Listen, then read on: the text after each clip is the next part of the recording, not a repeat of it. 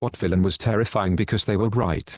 The Reapers from Mass Effect, in the original BioWare ending before EA changed it. All they were trying to do was stop advanced races from using so much dark matter that they wiped out all life in the galaxy before other races were allowed to come along. If it wasn't for them, humanity wouldn't just not exist, but every species in the entire cycle, every species in every cycle, everyone would have died as the stars went out. This horrific fast heat death event, over the course of a few thousand years, except a small group of Leviathans, in the early days of the universe, realized what was going to happen, and sacrificed their entire civilization to save all future life in the galaxy. And one ship that destroys their ships in the third one, every one of those ships is a museum, a living record of every previous civilization, and they are destroying the only thing that was able to be left from them. To fight the Reapers is to fight against everyone who has ever lived and everyone who ever will live. The Reapers don't just have a point, they've saved more lives than we can even fathom.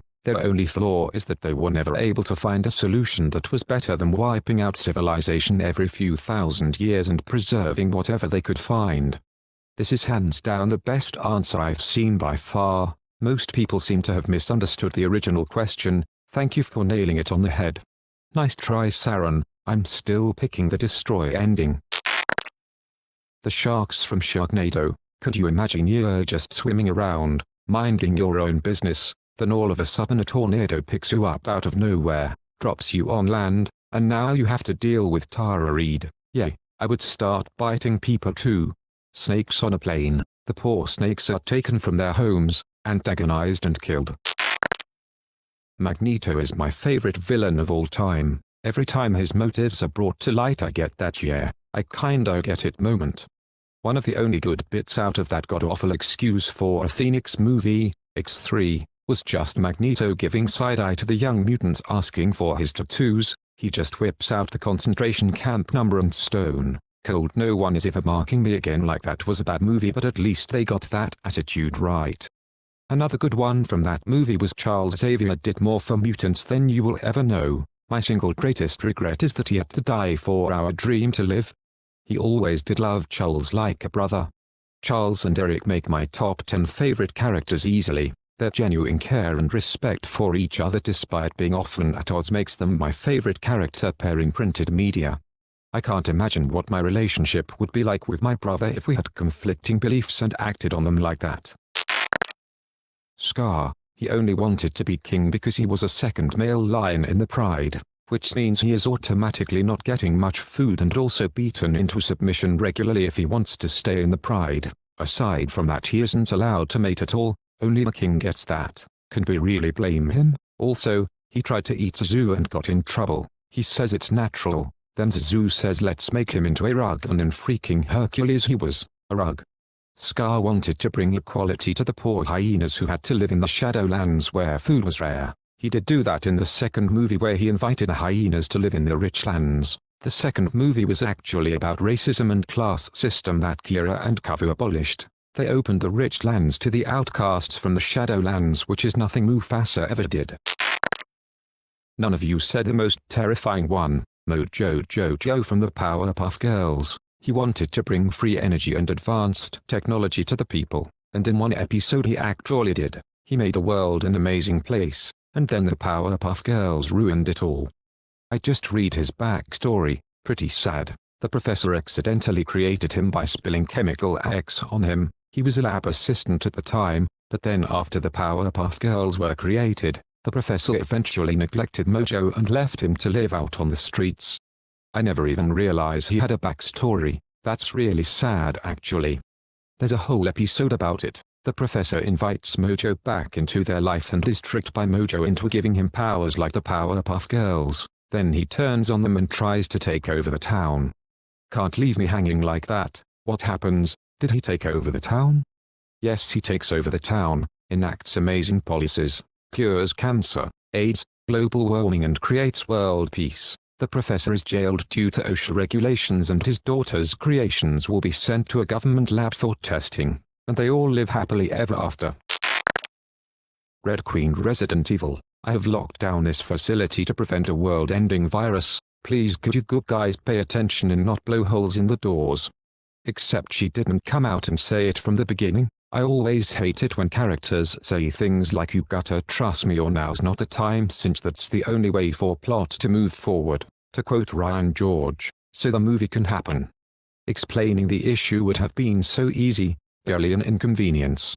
Not explaining the movie for contrived plot reasons is tight. Mr. Wilson from Dennis the Menace. The live-action movie has one of those random scenes you see as a kid that sticks with you your whole life. Mr. Wilson has been cultivating this flower that takes like 40 years to bloom and then dies in 10 seconds. At the moment it's going to bloom, Dennis causes a ruckus and Mr. Wilson misses the blooming he's been working his whole adult life for. Looking back, that's like one of the most disturbing moments I've seen on film, partly because it gets more relatable as I get older. I mean, damn, 40 years.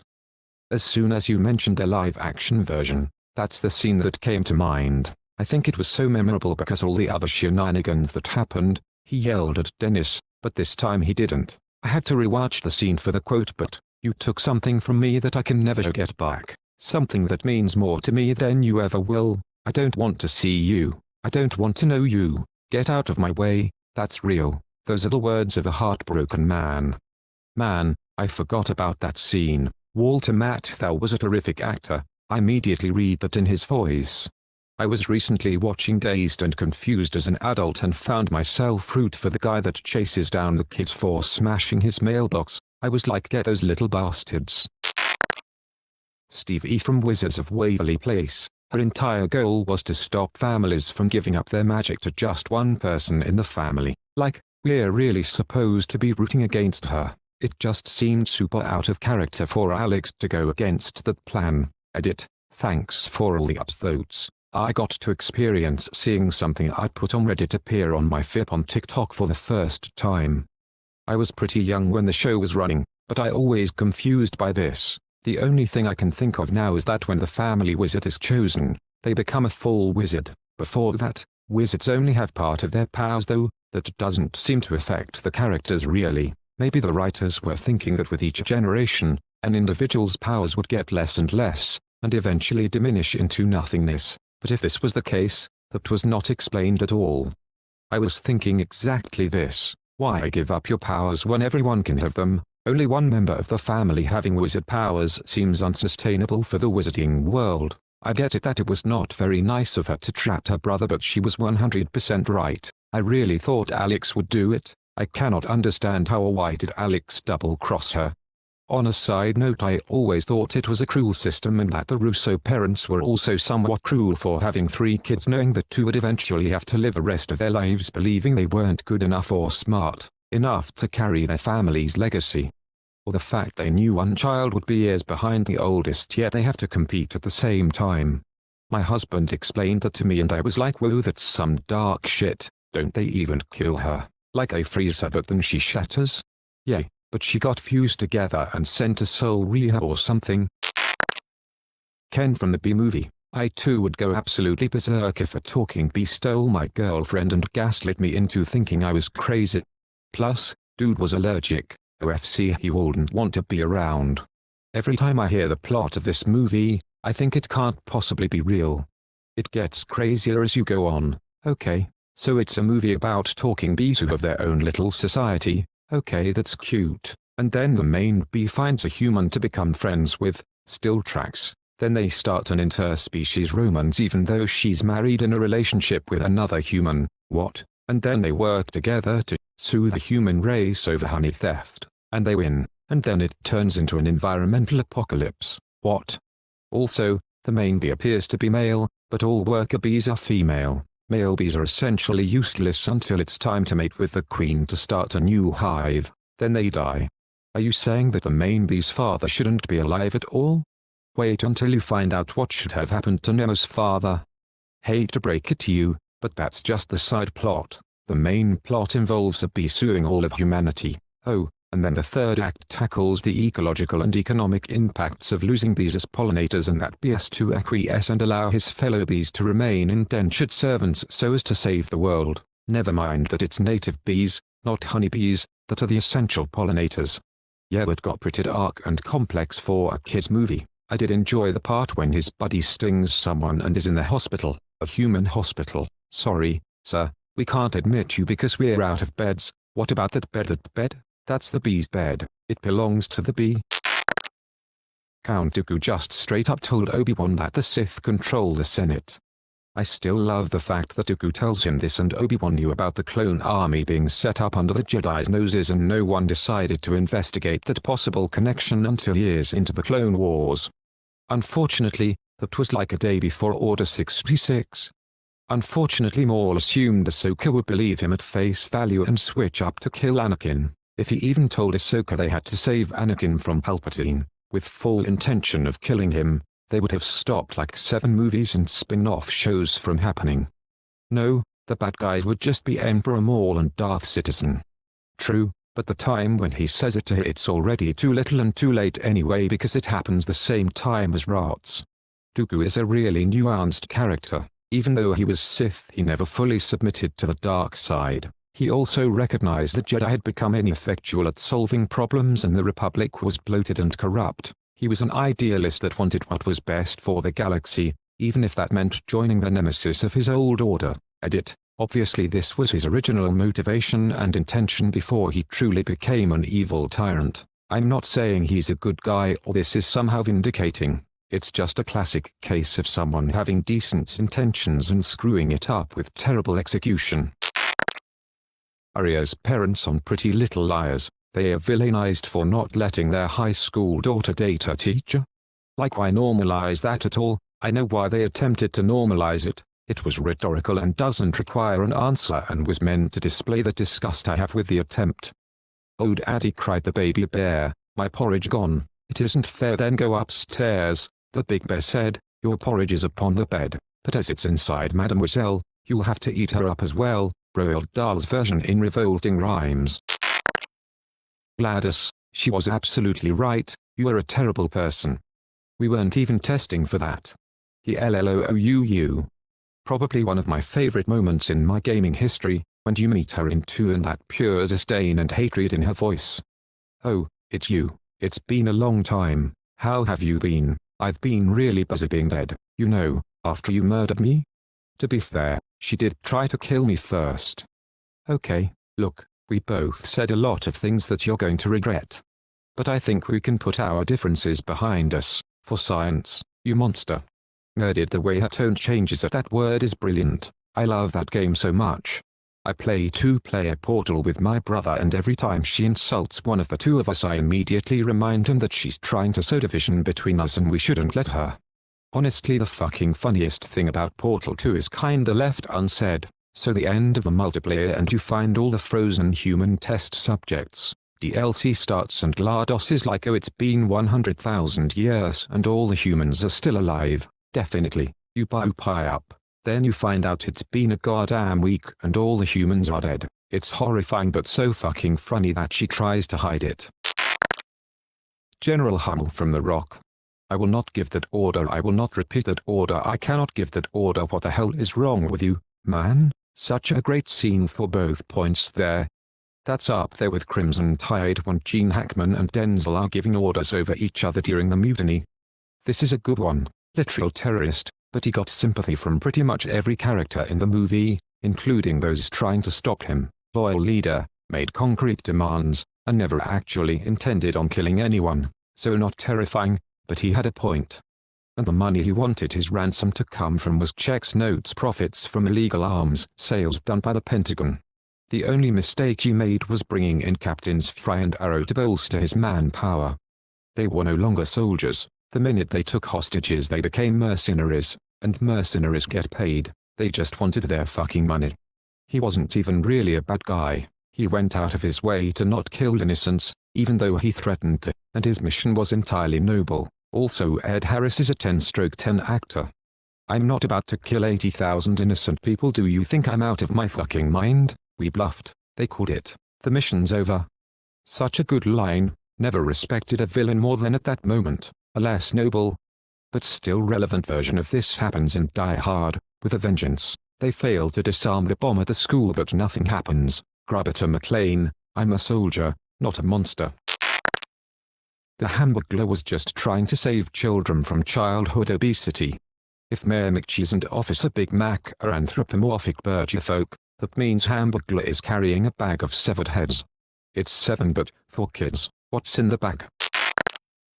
Colonel Kurtz, we train young men to drop fire on people, but their commanders won't allow them to write fuck on their airplanes because it's obscene.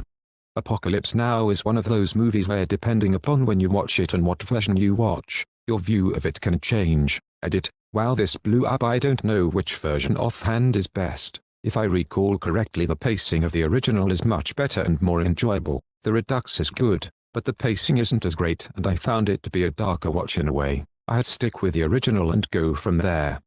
Definitely recommend giving Hearts of Darkness, a filmmaker's Apocalypse, a watch if you've seen Apocalypse Now a few times. The documentary on making it is pretty insane. Also worth noting that most of Brando's scenes were improvised. They filmed him talking shit off the top of his head, 4 hours at a time, and then used the best bits.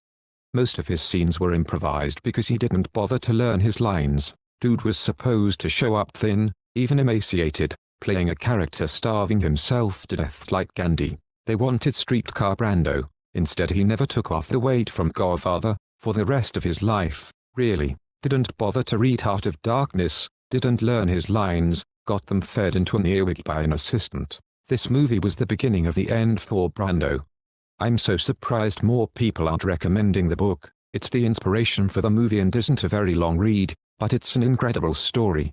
It's a masterpiece, and English was not Conrad's first language, nor his second. The book isn't long, give it a read, it's worth it. I always love to hear when editing has such a strong hand. Actor-director is a really common creative relationship, but, cause I'm an editor, actor-editor is the most interesting to me. The actor has to give the performance, of course, and the editor has nothing to work with if they don't. But a worked-on product comes from the editor and they need the actor to trust them to edit well. The replicants from Blade Runner, used as slaves and given artificially short lives, they just wanted to live and be free. That's kind of the whole point of them as antagonists. They make you question what it means to have a soul or be human at all. But they aren't the antagonists. If anything, they're the foil to further emphasize the very system of being, capitalism, that caused the situation. The Mum in Mrs. Doubtfire. Something you don't understand as a kid watching it but totally get as a parent. Shit, if I was married and came home to literal zoo animals in my house, I'd go find James Bond and Anani instead. Once you think the mum from Mrs. Doubtfire and Ariel's dad are actually the rational ones in the movie, you officially become an adult. Lol, as a kid I was like, what is her problem? And then as an adult rewatching that was horrifying.